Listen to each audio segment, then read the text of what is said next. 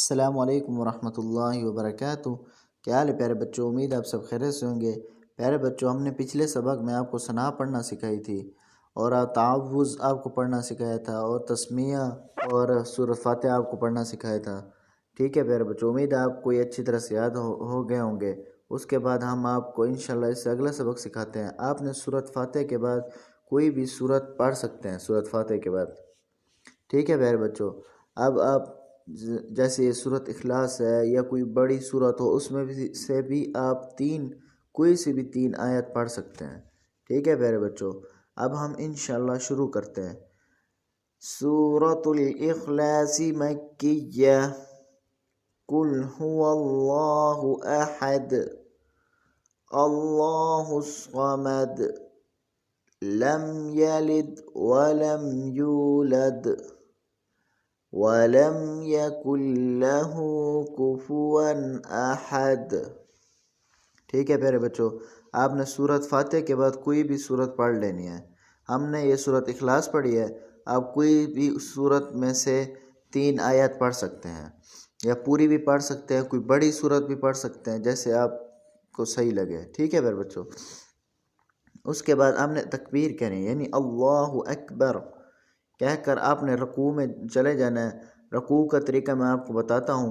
رکوع ایسے کرنا ہے کہ آپ نے گھٹنوں کے اوپر ہاتھ رکھنا ہے، جھک جانا ہے، اور آپ کی کمر سیدھی ہونی چاہیے۔ ٹھیک ہے پیارے بچوں، آپ نے ایسے پھر اس کے بعد آپ نے جب رکوع میں چلے جائیں گے تو آپ نے رکوع میں 3 بار پڑھنا ہے سبحان ربی العظیم، سبحان ربی العظیم، سبحان ربی العظیم، پاک ہے میرا پروردگار عظمت والا۔ اس کا ترجمہ یہ ہے پیارے بچوں۔ اس کے بعد آپ نے تسمیع یعنی سیدھا کھڑا ہو جانا ہے، بالکل ہاتھ چھوڑ دینا ہے، ہاتھ بھی سیدھے ایسے کھڑا ہو جانا ہے بالکل۔ پھر آپ نے پڑھا سمیع اللہ لمن حمدہ، سمیع اللہ لمن حمدہ، اللہ نے اس بندے کی بات سن لی جس نے اس کی تعریف کی۔ اس کا یہ ترجمہ ہے۔ ٹھیک ہے میرے بچوں، اب میں آپ کو پھر اس کے بعد آپ نے ویسے ہی حالت میں سیدھا کھڑے رہنا ہے۔ اس کے چند سیکنڈ کے بعد آپ نے ایسے کہنا ہے تحمید یعنی ربنا لک الحمد، ربنا لک الحمد، یہ آپ نے صرف 1 دفعہ پڑھنا ہے پیارے بچوں۔ ٹھیک ہے،